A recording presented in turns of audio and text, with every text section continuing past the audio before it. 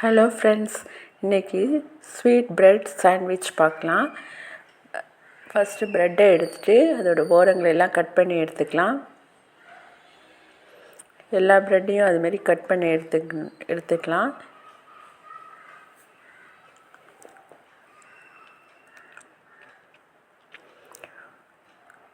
Cut பண்ணி எடுத்த பிறகு அதை ஒரு ட்ரையாங்கிள் ஷேப்பில் அதை கட் பண்ணி எடுத்துக்கலாம்.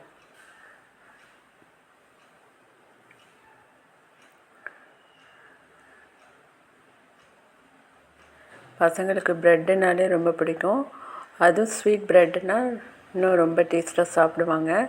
இதை செஞ்சு பாருங்கள். இந்தமாரி எல்லா ப்ரெட்டையும் ட்ரையாங்கிள் ஷேப்பில் கட் பண்ணி எடுத்துகிட்டு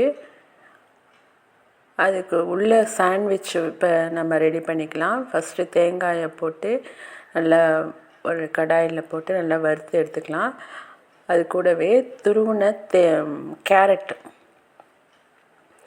அதையும் போட்டு பரட்டி எடுத்துக்கணும்.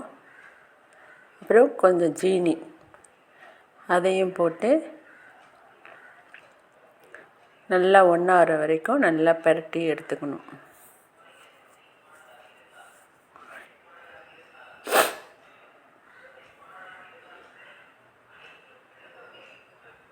எடுத்துகிட்டு அதை ஒரு பாத்திரத்தில் தனியாக எடுத்து வச்சுக்கலாம்.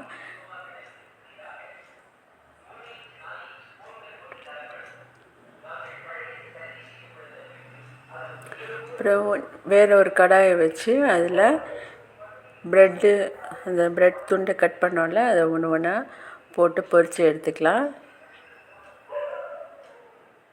எண்ணெய் ரொம்ப வைக்க வேண்டாம்.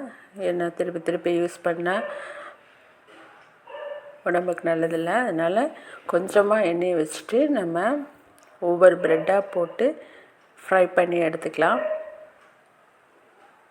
ஃபஸ்ட்டு அப்படி சாஃப்டாக இருக்கிற மாதிரி தான் இருக்கும். அப்புறம் பார்த்திங்கன்னா க்ரன்ச் ஆகிடும்.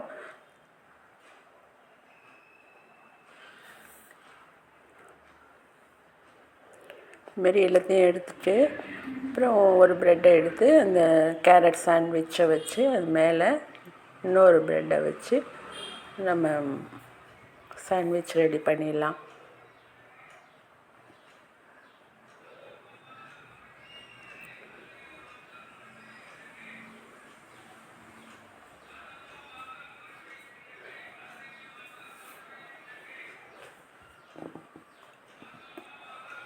அது மேலே தேங்காய், கொஞ்சம் ஜீனி,